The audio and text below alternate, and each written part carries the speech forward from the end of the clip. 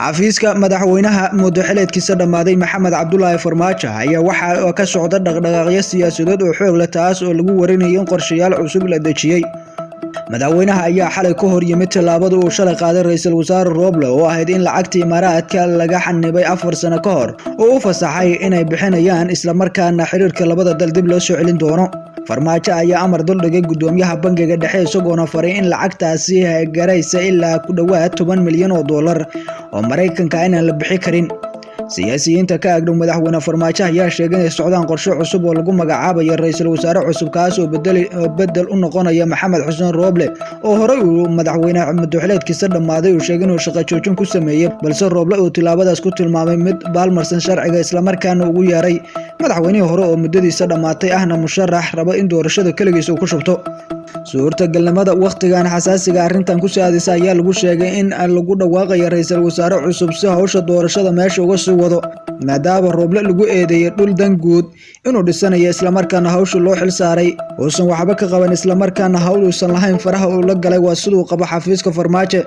madaxweynaha muddo-xileedkiisa dhammaaday ayaa la tashiyada ugu dambeeyay la yeelanaya dhinacyada ka agdhow si loo soo saaray digreetada magacaabista ra'iisul wasaare cusub iyadoo la ogeyn xaaladda dalka ay gali karto haddii tilaabadaasi ay dhacdo. sida la saadaalinayo ra'iisul wasaaraha la soo magacaabi doono waa mid ka mid ah shakhsiyaadka u dhow Farmaajo waxaana macquul ah inuu noqdo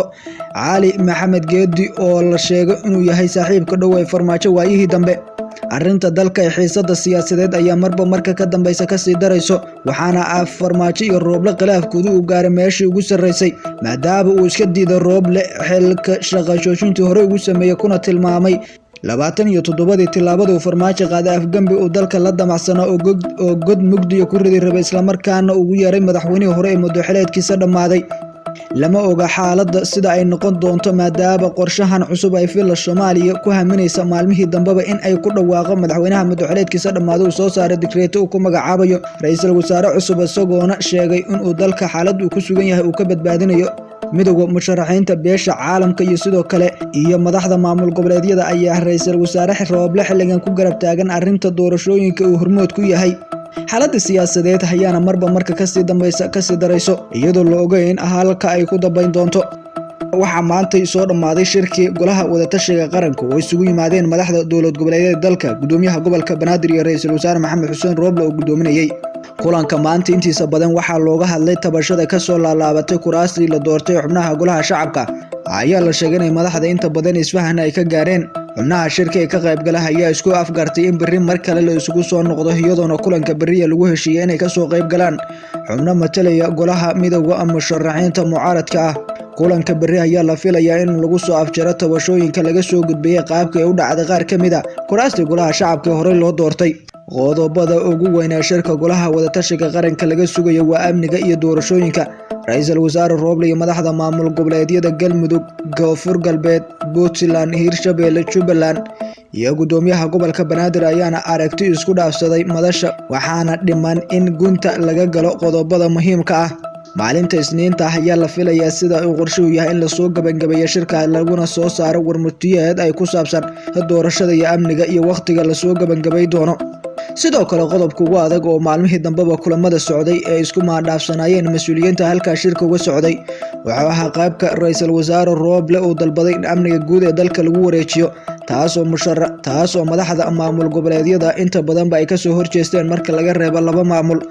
qodobkaasi sida aynu xogta ku helayna waxaa jira isku soo dhawaansho dhinacyada ay muujiyeen iyo in qaybo badan oo qorshuhu watay ra'iisul wasaare Roble laga tanaasulo. maalinta Isniinta ee soo socota ayuuna qorshuhu yahay in shirkii ka socday maalmihii dambe magaalada Muqdisho golaha wadatashiga qaranka ee looga hadlayo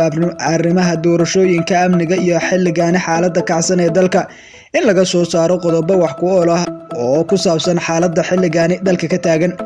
mar kale waxa arrinta xiisadda ah ee taagan hawada u sii shareeray kadib markii ra'iisul wasaare Roble shalay uu ku dhawaaqay in la soo celinayo xiriirka dowladda Imaaraadka Carabta oo horey 2018 khilaaf soo kala dhex galay dowladda federaalka iyaka aysan wanaagsanayn waayihii dambe. Roble ayaa shalay sheegay in lacagtii horey ee Abriil 8 2018 dowladda Soomaaliya ugu qabatay garoonka Aadan Caddo oo sheegtay in ahayd mid si sharci darro dalka lagu soo galiyo dib loogu celin doono balse amar ka soo baxay xafiiska muddo xileedkiisa dhammaaday Maxamed Cabdullaahi Farmaajo ayaa looga dalbaday guddoonka bangiga inaysan bixi karin lacagtaasi maadaama uu ku sheegay hadalka Rooble inuu yahay go'aan hal mas'uul qaatay oo aan loo marin xeerarka iyo sidoo kale sharciga dalka u dhigan waa sida Xuseen Farmaajo dowladda Imaaraadka ayaana saameyn xooggan amooda inay ku leedahay dhinaca caqabadaha xilligan dalka ka taagan maadaama shalay ay sheegeen diyaarada ka soo dega garoonka Aadan Cadde inay ku sidaan gargaar ay ugu talagaleen dadka Soomaaliyeed kaas uu kala wareegay ra'iisul wasaaraha xukuumadda Algaarsiinta Maxamed Xuseen Rooble arrinta khilaafka Farmaajo Rooble ayaa marba marka ka dambaysa cirka isku sii shareeraysa